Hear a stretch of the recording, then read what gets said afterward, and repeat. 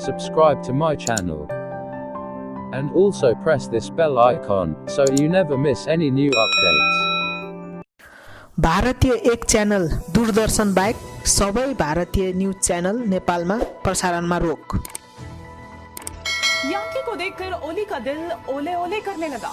वो हर फैसले से पहले यांकी से सलाह लेने लगे। दिल तो बच्चा है जी, थोड़ा बच्चा है जी। भारतीय च्यानलहरूले केही समयदेखि नेपाल विरुद्ध भ्रमपूर्ण समाचार सामग्री प्रसारण गर्दै आइरहेका थिए, जसलाई विदेशी च्यानल वितरक मल्टी सिस्टम अपरेटरहरूले भारतीय न्यूज च्यानलहरूको प्रसारणमा रोक लगाउने निर्णय गरेको स्वागतयोग्य छ। नेपाल सरकारले नेपाली भूमि, लिपुलेख, लिम्पुवाधुरा, कालापानी समेटेर देशको राजनीतिक तथा प्रशासनिक नक्सा जारी गरेदेखि भारतीय सञ्चार माध्यमले नेपाल र नेपालका प्रधानमन्त्री विरुद्ध लगातार असत्य भ्रमपूर्ण समाचार प्रकाशनका साथै प्रधानमन्त्रीको चरित्रमाथि नै प्रश्न उठाएर समाचार सम्प्रेषण गरिरहेका छन्। भारतीय केही न्यूज च्यानलहरूले पछिल्लो समय प्रधानमन्त्री केपी शर्मा ओली र नेपालका लागि चिनिया राजदूत हेउ यान्छी को नाम जोडेर आपत्तिजनक विषयहरू प्रसारण गरेपछि ती च्यानलका साथसाथै अन्य भारतीय न्यूज च्यानलहरू हिजो बिहिबार साँझदेखि नेपालमा बन्द गरिएको हो। नमस्कार, स्वागत है आपका। मैं हूं आपके साथ माधुरी कलाल। भारत नेपाल के रिश्ते की कड़वाहट के बीच दोनों देशों के लोगों के दिलों में ये सवाल जरूर आता है कि आखिर ऐसा कैसे हो गया? रोटी बेटी के रिश्ते में किसने दरार डाल दी? इस शो में हम उसी वजह का खुलासा करने जा रहे हैं। दरअसल नेपाल के बुजुर्ग पीएम खड़ग प्रसाद ओली इस उम्र में दिल दे बैठे। दिल की सौदेबाजी में वो एक हनी ट्रैप में जा फंसे और भारत नेपाल के संबंधों का सौदा कर लिया। ये सारा खेल एक चीनी जासूस ने शुरू किया जो नेपाल में राजदूत का लबादा ओढ़कर पहुंची थी, जबकि थी वो विष कन्या, जिससे इशकिया करके ओली के दिल डोल गया।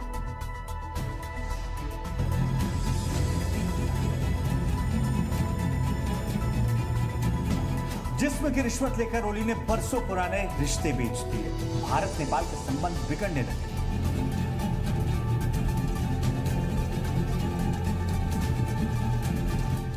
जिस चीन के लिए ओली ने सौदेबाजी की, उसी चीन ने ओली का एमएमएस बना डाला। ओली चीन का शिकार हो चुके थे।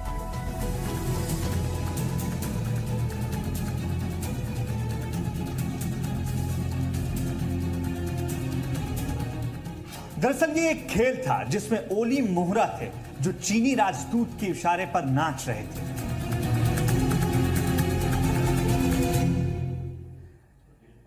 भारत नेपाल के बरसों पुराने संबंध, अचानक से उन संबंधों में दरार आने लगी। दोनों देशों के लोग इस बात पर हैरत में थे कि अचानक से ऐसा क्या होने लगा कि दोनों देशों के बीच विवाद इतना गहरा हो गया कि जो नेपाल भारत को बड़े भाई की तरह मानता था, वो आंखें तरेरने लगा। यहां तक कि बॉर्डर के 3 इलाकों को अपने नक्शे में शामिल कर लिया।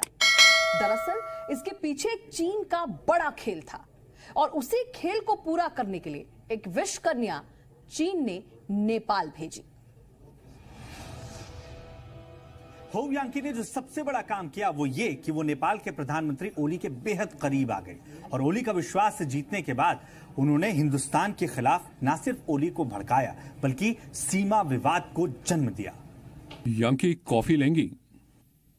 यस, लेकिन सिर्फ कॉफी। मैं भी ऐसा ही सोच रही थी। सही कहूँ तो नेपाल में आपके जैसा इंटेलिजेंट और सुलझा लीडर कोई और नहीं। थैंक्स यांकी, मैं आपके लिए कुछ भी कर सकता हूँ। आप एक बार कहिए तो सही। मैं मजाक नहीं कर रही, मैं वाकई में आपके बारे में सोचती हूँ। वैसे मेरे पास आपके लिए सत्ता में मजबूती से बने रहने का एक बड़ा प्लान है। मैं आपकी हर बात मानने को तैयार हूँ। क्या हम इस मीटिंग को थोड़ा आगे तक बढ़ा सकते हैं? आई मीन डिनर साथ में करें तो? हाँ, दरअसल मैं भी आपके साथ कुछ वक्त बिताना चाहती हूँ, जिससे आपको समझने और जानने का मौका मिले। इस दौरान हम आपकी सत्ता पर पकड़ को लेकर भी बात कर पाएंगे। मिस्टर ओली, मुझे लगता है अब सही वक्त है आपको दुनिया में अपने वजूद को दिखाने का। इसकी शुरुआत भारत से की जानी चाहिए। भारत से कैसे? वहाँ हमारे अच्छे संबंध रहे हैं। अब खुलासा हो चुका है कि नेपाल का प्रधानमंत्री आखिर चीन के इशारे पर इतना क्यों नाच रहा है। दरअसल चीन के पास ओली के कुछ निजी पलों के फोटोज और वीडियोज हैं और इन्हीं फोटोज और वीडियोज के बल पर चीन लगातार ओली को अपने इशारे पर नचाता रहा है। काठमांडू स्थित चीन के राजदूत हो यांकी को लेकर के काफ़ी खबरें उड़ रही हैं और काफ़ी कुछ कहा जा रहा है। आजकल हो यांकी बड़े चर्चे में है, न सिर्फ अपनी सुंदरता की वजह से लेकिन इस वजह से भी कि शायद उन्होंने अपनी सुंदरता का उपयोग नेपाली गवर्नमेंट में अपनी घुसपैठ बनाने और चीन के पक्ष में नेपाली सरकार का निर्णय प्रभावित करने के लिए किया है। पहले तो ओली को लगा कि सब कुछ ठीक है, लेकिन विषकन्या ने जब अपना जहर छोड़ना शुरू किया तब तक ओली ड्रैगन के जाल में फंस चुके थे। ओह मिस्टर ओली, कुछ पाने के लिए कुछ तो खोना ही पड़ता है। अगर आप भारत से संबंध बिगड़ेंगे तो चीन की नजरों में आपकी अहमियत सबसे ज्यादा हो जाएगी। वो कैसे? चीन नेपाल को भारत के आगे क्यों तवज्जो देगा? वो आप मेरे पे छोड़ दीजिए, जैसा मैं कहूँ वैसा आप कीजिए। जी, वैसे भी मैं तो आपसे वादा कर चुका हूँ। हमें भारत को दिखाना है कि नेपाल भारत को जवाब दे सकता है। 3 इलाकों पर आप अपना दावा कीजिए, बाकी चीन का साथ है। ठीक है, तुम्हारी हर बात मानता हूँ। चीन साथ है तो भारत की जरूरत नहीं। नेपाल में हर समारोह में, हर कार्यक्रम में हो यांकी दिख रही थी। हालांकि तब तक किसी ने ज्यादा गौर नहीं किया, लेकिन जब नेपाल से संबंध खराब होने लगे तो सबका ध्यान गया कि कहीं यांकी ओली को बहकाकर ये खेल तो नहीं करा रही। ओली ने यांकी के कहने पर नेपाल का नक्शा भी नए सिरे से तैयार करवा दिया और इसी के बाद से भारत और नेपाल के संबंधों में दरार आई, या फिर यूं कह सकते हैं कि और ज्यादा खराब हुए। और अगर इसका श्रेय यांकी को जाए तो इसमें कुछ गलत नहीं होगा। यांकी की अदाओं पर एक राष्ट्र का प्रधानमंत्री न सिर्फ दिल हार रहा था, बल्कि वो अपने देश को भी हारने को बेताब था।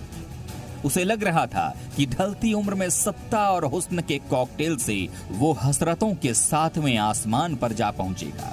लेकिन अय्याशी का पैमाना जब टूटा तो ओली औंधे मुंह गिरे कि अब सत्ता बचाने के लिए भी ड्रैगन की शरण में जाना पड़ा, जो कि पहले से ही ओली को मोहरा बनाकर नचा चुका है।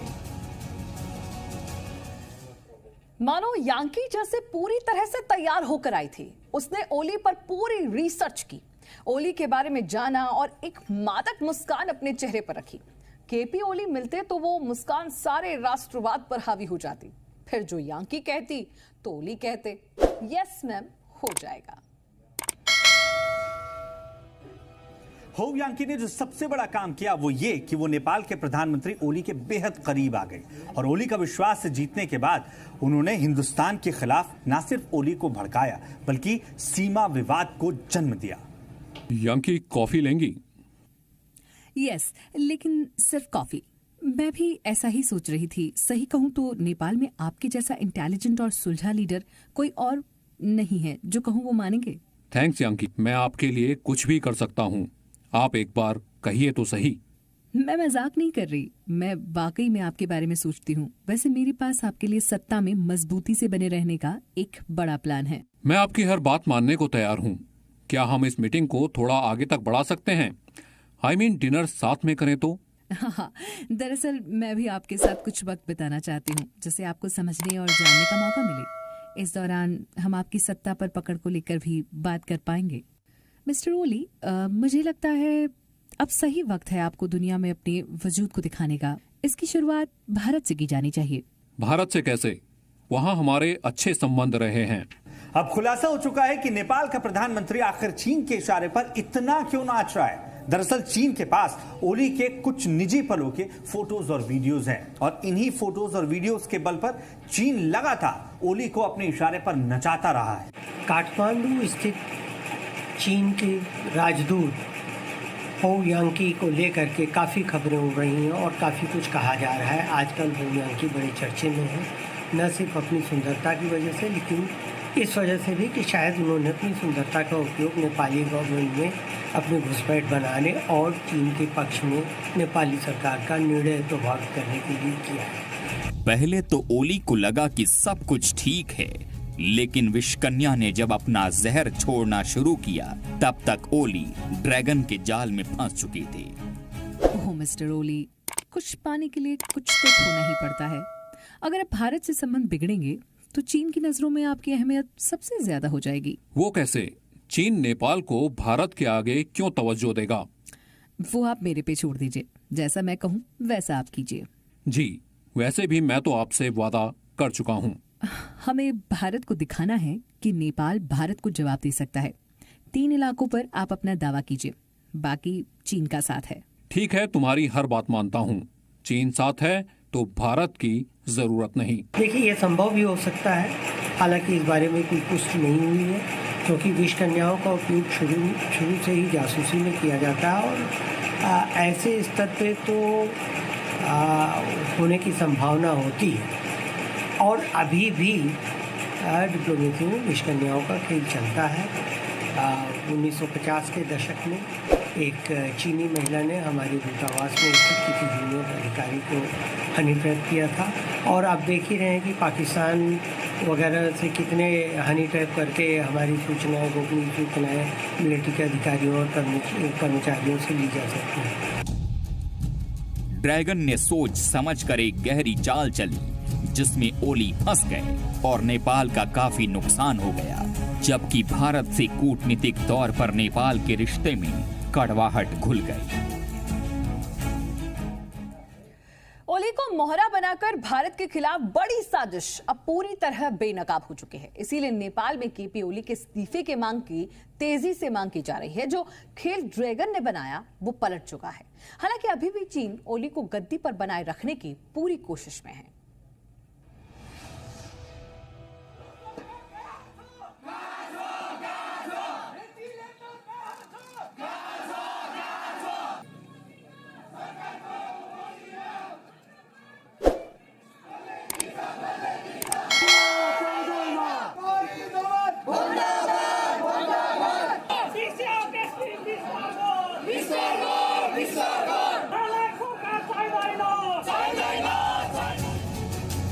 भारत जानता है चीन की चालबाजी, और नेपाल भी समझ चुका है, इसीलिए चीन के दूतावास के बाहर प्रदर्शन किया गया। ये गलवान में चीनी हिमाकत के लिए नहीं, बल्कि नेपाल पर चीन की साजिश के लिए। ऐसा ही हाल अब नेपाल में देखने को मिल रहा है। नेपाल में जिस विपक्ष ने भारतीय इलाकों को नक्शे में शामिल कराए जाने पर आंख मूंद कर समर्थन किया था, अब उस विपक्ष की आंख खुल गई है और यांकी ओली के रिश्ते का सच भी सामने आ गया। यांकी काठमांडू पहुंचते ही अपने काम पर लग गई और उन्होंने वहां जाते के साथ ही ओली से कई बार अपॉइंटमेंट ली। वो हर जगह पर प्रधानमंत्री ओली के साथ नजर आने लगी। नेपाल की जनता तक हैरान थी कि आखिर कोई मामूली सी राजदूत कैसे बार बार और इतनी जगहों पर किसी प्रधानमंत्री के साथ नजर आ सकती है। नेपाल में ओली के खिलाफ माहौल बन चुका है। चीनी दूतावास के बाहर लोग इकट्ठा होकर नारेबाजी करने लगे। अब सवाल उठता है कि ऐसे में चीनी राजदूत क्या नेपाल में रहेंगे? देखो, यांकी जो चाइनीज एम्बेसडर है उसका रोल तो अपने देश के बिहाफ पे एक्ट करना है। अपने देश की जो उसे इंस्ट्रक्शंस आ रही होंगी फॉरेन मिनिस्ट्री से, वो उसके मुताबिक काम कर रही है। तो चाइना अपनी कम्युनिस्ट पार्टी का एक रेप्लिका बनाने के प्रयास कर रहा है नेपाल में, जिसको इम्प्लीमेंट करने में यांकी लगी हुई है। केपी ओली ने दिल की हसरतों को उड़ान देने के लिए यांकी से नजदीकियां बढ़ाईं, लेकिन वो हनी ट्रैप में फंस गए। ये बात पहले कुछ सांसदों को पता थी, लेकिन अब सब जानते हैं। शायद शर्मिंदगी की वजह से इससे बचते रहे। नेपाल के तमाम नेता अब इस बात को जान चुके हैं, बल्कि खुद ओली की पार्टी के जो नेता हैं वो उनसे इस्तीफे की मांग कर रहे हैं। वो खुलकर बोल नहीं रहे कि ओली का एमएमएस बना हुआ है, क्योंकि उन्हें बदनामी का डर है। ओली फंसे, चीन बेपर्दा हो गया, लेकिन तब तक चीन की जासूस का काम पूरा हो चुका था। सवाल ये कि भारत नेपाल के रिश्तों में वैसी गर्मजोशी कब आएगी जैसी हुआ करती है। नेपाल के बदले बदले से तेवर देखकर भारत समेत पूरी दुनिया को यह समझने में देर नहीं लगी कि नेपाल भारत के साथ अपने संबंध क्यों बिगाड़ रहा है। सभी को पता है कि नेपाल ने चीन की शह पर यह कदम उठाया है, लेकिन ओली के इस फैसले के पीछे एक और बड़ी वजह भी है, और वो है ओली की राजनीतिक महत्वाकांक्षा। तो अभी तक जितने तेवर नेपाल ने भारत के साथ बदले, उससे हर कोई चकित है, हर कोई आश्चर्य में था, हर कोई अमेज कर रहा था कि आखिर ऐसा क्या हो गया कि वो नेपाल जो भारत को अपना बड़ा भाई मानता था, वो नेपाल जिसके साथ भारत ने हमेशा बड़े भाई की तरह हाथ रखा और मदद की, उस नेपाल के इतने सुर क्यों बदल गए?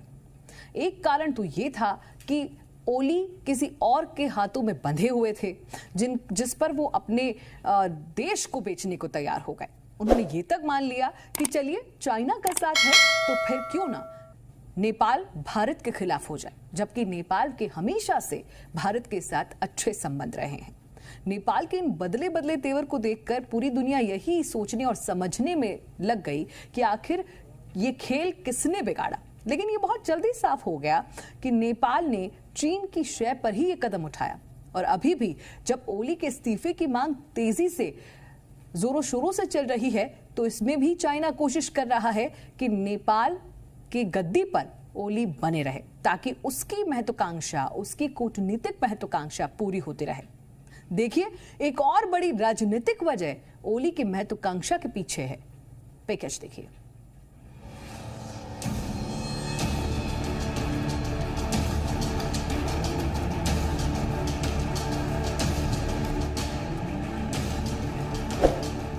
नेपाल के प्रधानमंत्री केपी शर्मा ओली की गिनती कभी भारत के समर्थक नेपाली नेताओं में होती थी। नेपाल की राजनीति में उनका रुख भारत के पक्ष में हुआ करता था। 1996 में भारत और नेपाल के बीच हुए ऐतिहासिक महाकाली संधि में ओली की बड़ी भूमिका मानी जाती है। ओली 1990 के दशक में नेपाल में कैबिनेट मंत्री हुआ करते थे। वो 2007 तक नेपाल के विदेश मंत्री भी रहे थे। इस दौरान ओली के भारत से काफी अच्छे ताल्लुकात थे।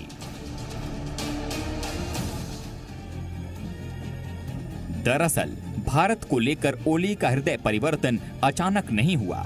कहते हैं, नेता जनता की नब्ज पकड़ते हैं और उसी नब्ज की पड़ताल कर सत्ता के लिए सीढ़ियां तैयार करते हैं। ओली ने भी कुछ ऐसा ही किया। दरअसल नेपाल एक लैंडलॉक्ड देश है जो अपनी ज्यादातर जरूरतों के लिए भारत पर निर्भर है। 2015 में भारत नेपाल के नए संविधान से संतुष्ट नहीं था। भारतीय मूल के मधेसियों के साथ नए संविधान में भेदभाव को देखते हुए भारत ने नेपाली सीमाओं पर अघोषित नाकाबंदी कर दी थी। इस वजह से नेपाल में जरूरी सामानों की भारी किल्लत हो गई, जिससे वहां की जनता में भारत के खिलाफ नाराजगी बढ़ने लगी थी। ओली ने जनता की इस नाराजगी को 2015 के चुनावों में भुनाया और अपनी जनता से भारत पर निर्भरता कम करने के साथ चीन से संबंध बढ़ाने का वादा किया।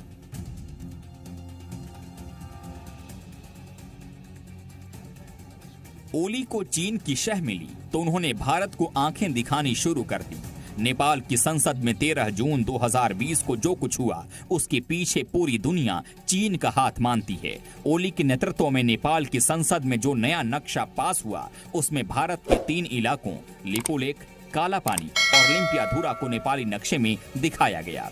नेपाल की संसद में जब ओली सरकार नए नक्शे को पास कराने की कोशिश कर रही थी, उस वक्त सरिता गिरी एकमात्र सांसद थीं जिन्होंने सरकार की नीयत पर सवाल खड़े किए थे। लिहाजा ओली सरकार ने अपनी पार्टी की सांसद सरिता को चीन के दबाव में पार्टी की साधारण सदस्यता से बर्खास्त कर दिया और सांसद पद से भी हटाने का फैसला सुना दिया। हालांकि अब सरिता के साथ नेपाल के कई नेता ओली के इस फैसले को फिजूल और आधारहीन बता रहे हैं। नेपाल के पूर्व प्रधानमंत्री बाबूराम भट्टराई ने ट्वीट कर कहा कि